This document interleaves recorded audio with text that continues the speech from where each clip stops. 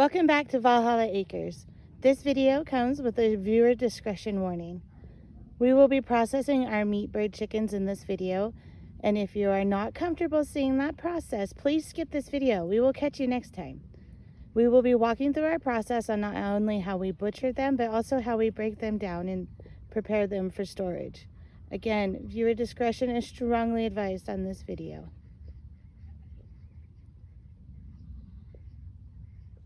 Hi, welcome back to Valhalla Acres. So today is chicken processing day. We've already had one this year where we butchered the Cornish cross. Today we are going to be butchering the Red Rangers that are in this chicken tractor. So if you are up to it, hang in there with us today and we will walk you through the process.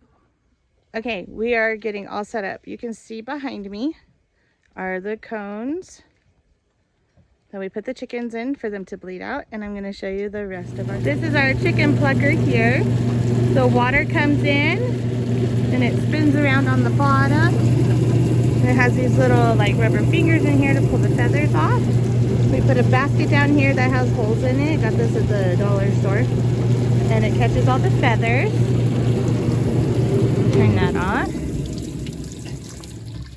Okay, over here we have tables set up with all of our knives and everything. We have our cooler with ice. And over here we have the stove set up with the water and a thermometer so we know when we reach 150 degrees for dunking and to pluck them.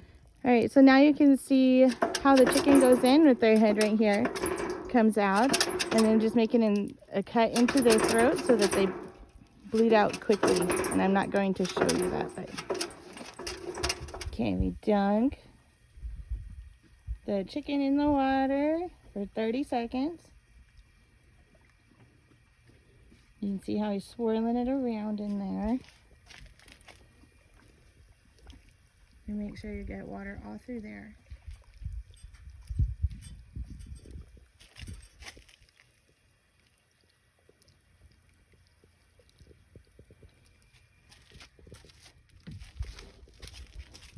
And we bring it over here.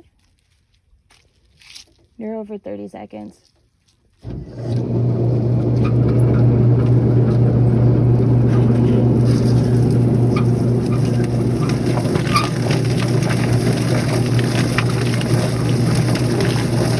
Just drop the chicken in.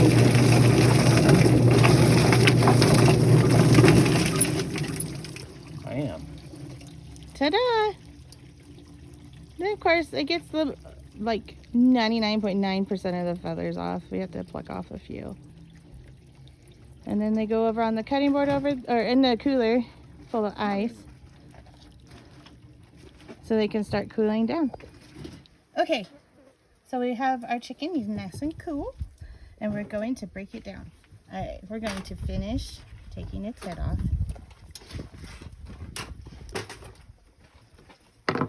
It's actually pretty already cut through. Okay, we don't need that. All right, for the legs or the feet, to get the feet off. So you want to bend this way, we're going to bend in the opposite way. Cut through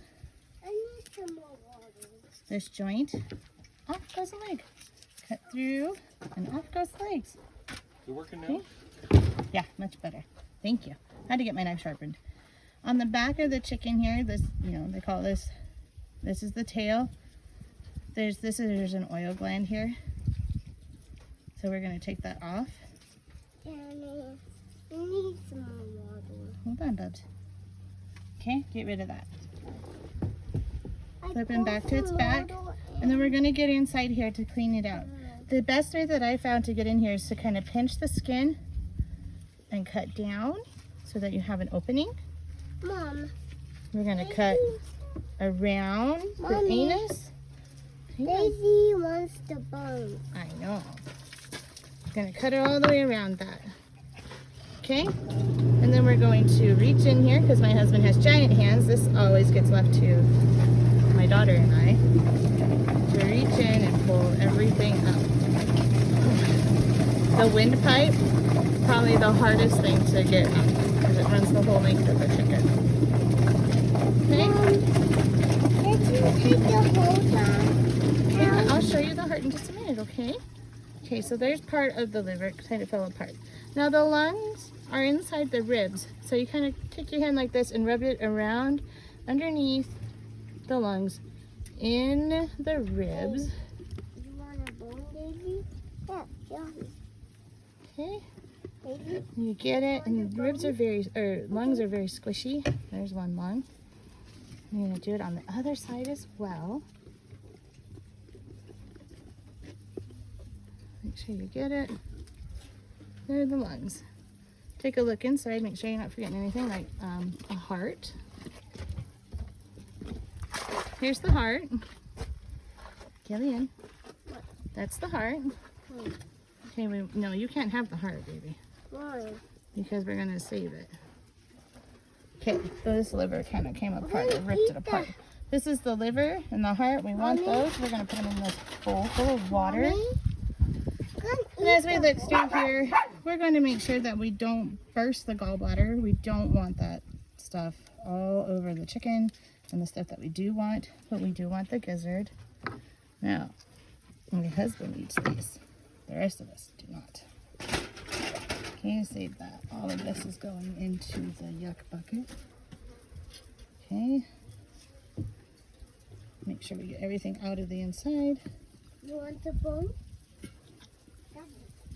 I don't want the bone. Just make sure you get all out. Okay. The next step is we're going to break these down. You can leave the chicken whole at this point. Probably good. And take the neck off if you don't want the neck off. But we always break this down. So I always start by cutting away the skin that is right here so we can get this leg part.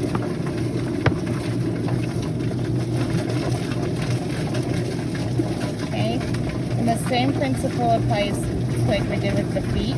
Kind of bend it backwards.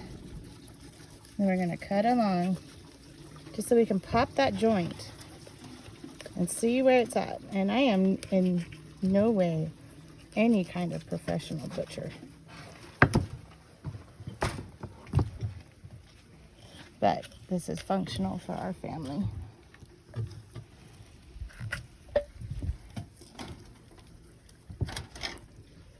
And it's hard because they're slippery, and the flies just kind of add to the difficulty and the annoyance factor.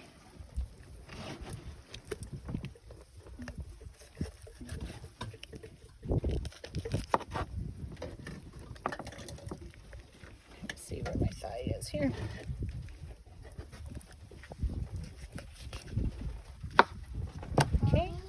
The wings. Mommy? So on the wings, I'm actually going to start up here and cut around. We want as much of the drumette meat as possible on these because wings are delicious.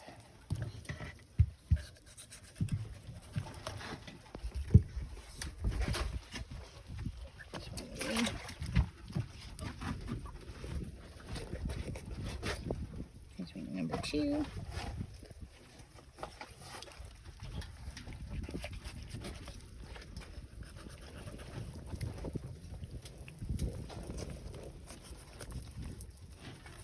All right, wings and leg quarters. They're gonna go over here, and I'm left here with the breast meat on the carcass, and I'm going to can the breast meat. So I'm taking the skin off because crispy chicken skin is super delicious.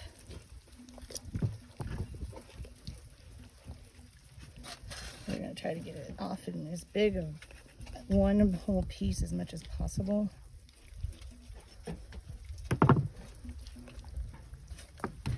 Okay, and then the breastbone is right here. You just take your knife.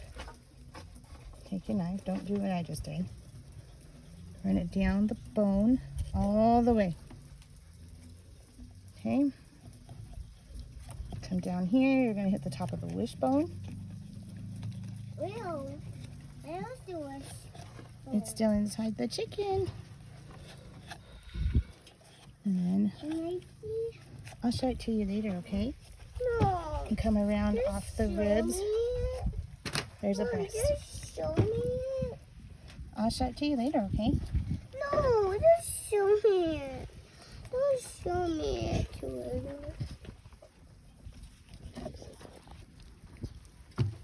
When you farm at your home, your children become involved. And that's a good thing, I think. What do you think, Danica? You don't like being involved? Excuse me. Good night. All right. She does like being involved. She's just being a teenager right now. Okay. But our kids are involved in a lot of things around the farm. What is your favorite thing, Danny? I don't know. The cats. Cat. She likes the garden. She's pretty good at that. She's a very good goat midwife. Our little bottle baby Dottie is alive because of Danica. All right. My chicken is now broken down. I'm going to save this to make broth, stock. Okay, we're going to save the breast and that's that. It's been a few days and I wanted to get on here and just kind of wrap things up real quick. After now raising Cornish cross and the Red Ranger chickens, they're both meat birds. I think that the Red Rangers health-wise do a lot better because the Cornish cross are just bred strictly for meat and they grow super fast and super big. So they also they have like a high morbidity rate. You lose probably about 20% of the chicks, no matter how well you take care of them. The Red Rangers seem to do a lot better, fare better at that, but the Cornish cross are a lot bigger bird when it comes to the butchering at the same age. So for us, I think we will stick with the Cornish cross, and this is going to vary from person to person. It depends on what you like to eat off of the bird and why are you raising them. We raise them for meat to put in the freezer and to can. So, and I like to just can the breast meat. You can can any part of the chicken, but I think for us we'll stick with the Cornish cross and just deal with the fact that they do have that high rate that we lose them at, and it's sad. It's always sad to lose chicks or any kind of animal. And we do, when we raise our Cornish cross, we don't let them eat all day. We feed them twice a day, specific to how many birds and how much they should be getting at that time. And they do get quite big, and that works for our family. But again, it's just going to depend on what you want and what you want to do. Like, again, if you like a lot of dark meat and not so much white meat, the Red Ranger's great. And they, temperament-wise, they're a little bit cranky. I don't know. They kind of pick on each other more, and I don't know if maybe they're mixed with like a Rhode Island Red. Rhode Island Reds are not my favorite kind of bird because they are more aggressive. Not that I'm looking for a super nice bird, but it would be nice if they were a little more friendly, like when it comes to my hens. Anyway, these guys, I didn't really care, but they were picking on some other chickens, and that was frustrating. But I hope that you were able to learn something from this. And thank you so much for sticking with this.